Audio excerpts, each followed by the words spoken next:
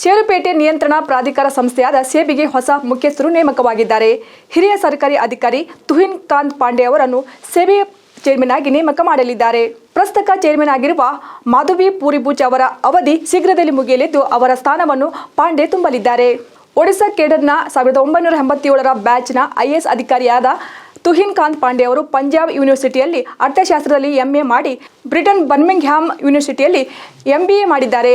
IAS ಆದ ಬಳಿಕ ಸರ್ಕಾರದ ವಿವಿಧ ಇಲಾಖೆಗಳಲ್ಲಿ ಕೆಲಸ ಮಾಡಿ ಅಪಾರ ಅನುಭವ ಗಳಿಸಿದವರಾಗಿದ್ದಾರೆ. ಒಡಿಶಾ ಸರ್ಕಾರ ಹಾಗೂ ಕೇಂದ್ರ ಸರ್ಕಾರ ಎರಡರ ಅಡಿಯಲ್ಲೂ ಅವರು ಕೆಲಸ ಮಾಡಿದ್ದಾರೆ. ಹಣಕಾಸು, ತೆರಿಗೆ, ಆಡಳಿತ ಇತ್ಯಾದಿ ವಿಭಾಗಗಳಲ್ಲಿ ಅನುಭವ ಹೊಂದಿದ್ದಾರೆ. ಎಲ್ಐಸಿ, ಐಪಿಒ, ಏರ್ ಇಂಡಿಯಾ ಮಾರಾಟ ಪ್ರಕ್ರಿಯೆಗಳು ಪಾಂಡೆ ಸುರ್ಪದಿಯಲ್ಲಿ ನಡೆದಿವೆ.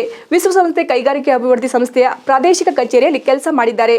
ಒಡಿಶಾ ಸಣ್ಣ ಕೈಗಾರಿಕೆಗಳ ನಿಗಮ ಮತ್ತು ಒಡಿಶಾ ರಾಜ್ಯ ಹಣಕಾಸು ನಿಗಮಗಳಲ್ಲೂ ಕೆಲಸ ಮಾಡಿದ್ದಾರೆ.